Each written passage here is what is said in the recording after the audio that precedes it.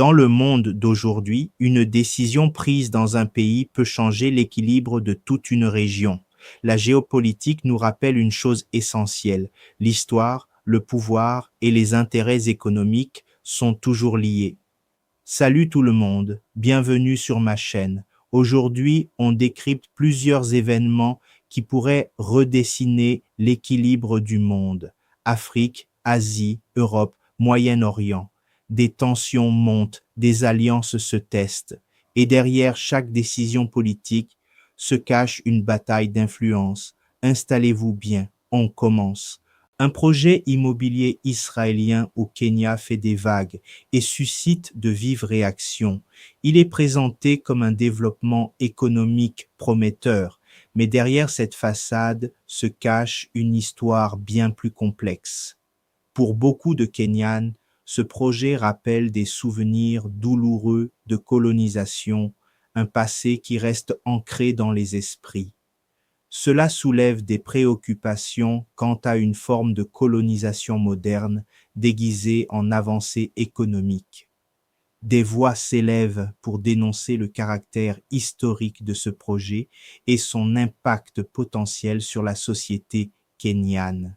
Il semble que ce ne soit pas qu'une simple affaire immobilière, mais un enjeu géopolitique qui questionne le rapport de force dans la région. Qu'est-ce que cela signifie pour l'avenir des relations israélo-kenyanes? Voilà une question à surveiller de près. Et maintenant, tournons notre attention vers une autre région troublée, le conflit entre le Pakistan et l'Afghanistan. Les tensions montent, menaçant la stabilité de l'ensemble de l'Asie du Sud. Ce qui commence comme un différend bilatéral prend des proportions inquiétantes, ayant des conséquences bien au-delà des frontières. Cela affecte la connectivité économique, en particulier les initiatives de la Chine visant à relier l'Eurasie. La situation est critique et pourrait avoir des ramifications pour toute la région, y compris les relations du Pakistan avec la Chine. Il est nécessaire d'observer les développements sur le terrain et de comprendre comment cela pourrait redéfinir l'équilibre des pouvoirs dans cette partie du monde. Regardons maintenant ce qui se passe en Europe avec la guerre en Ukraine. Les tensions entre les États-Unis et l'Europe se font sentir, surtout en ce qui concerne l'approvisionnement énergétique. Les dirigeants européens expriment leurs préoccupations face à la flambée des prix du pétrole et à l'angoisse que suscite une possible réduction de l'aide militaire des États-Unis. Cela souligne les vulnérabilités économiques auxquelles sont confrontés les alliés européens et pose la question de l'engagement durable des États-Unis envers leurs partenaires. Les implications sont claires. L'impact de la guerre n'est pas seulement militaire, mais aussi économique. Comment cette dynamique va-t-elle évoluer dans les mois à venir? En continuant, nous nous dirigeons vers l'Afrique de l'Ouest, où la situation au Niger est préoccupante. Le président Mohamed Bazoum est détenu par un régime militaire et cette situation attire des critiques internationales croissantes. L'Union européenne a exprimé son inquiétude et appelle à sa libération, car son emprisonnement pourrait avoir des conséquences graves sur la stabilité régionale et les efforts de lutte contre le terrorisme. Cela nous rappelle combien le soutien international est essentiel pour les démocraties en place, surtout dans des contextes tels que ceux que nous observons en Afrique. Les lendemains qui chantent pour la démocratie au Niger semblent compromis. Pour finir, découvrons la position de Donald Trump sur l'Iran. Son approche, marquée par un ressentiment historique, pèse lourdement sur sa politique étrangère. Une nouvelle fois, il fait appel à une rhétorique militariste tout en naviguant entre les oppositions internes concernant l'engagement américain au Moyen-Orient. Ce contexte reflète des tensions entre des promesses de non-intervention et des pressions qui poussent à l'action. L'ombre de l'histoire américaine au Moyen-Orient continue de hanter les décisions d'aujourd'hui.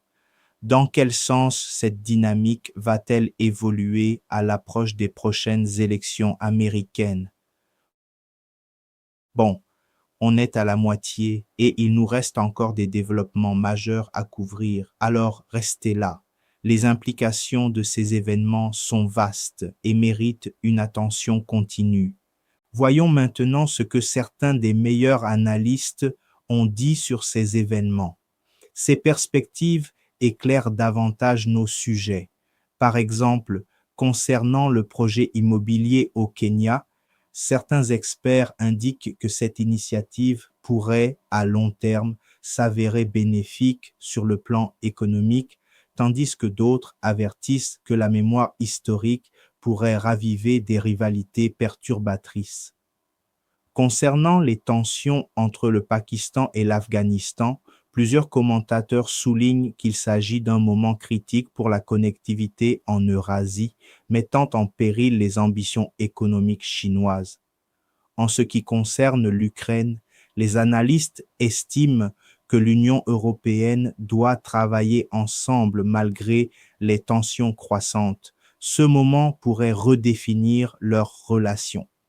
Pour le Niger, la critique internationale croissante autour de Bazoum pourrait inciter davantage de pays occidentaux à réfléchir à leur stratégie de soutien au régime démocratique.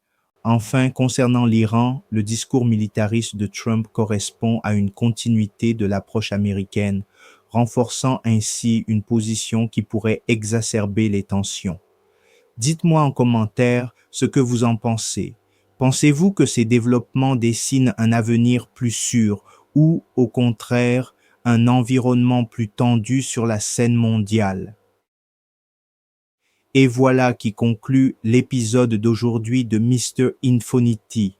On a couvert beaucoup de terrain aujourd'hui, du projet immobilier au Kenya aux tensions entre le Pakistan et l'Afghanistan, en passant par la guerre en Ukraine, la situation au Niger et l'approche de Donald Trump vis-à-vis de l'Iran. Si vous voulez rester informé sur les affaires mondiales, appuyez sur le bouton like, abonnez-vous et activez la cloche pour ne jamais manquer une mise à jour. Laissez vos réflexions en commentaire, j'adore lire vos perspectives sur ces événements et sur ce, on se retrouve dans la prochaine.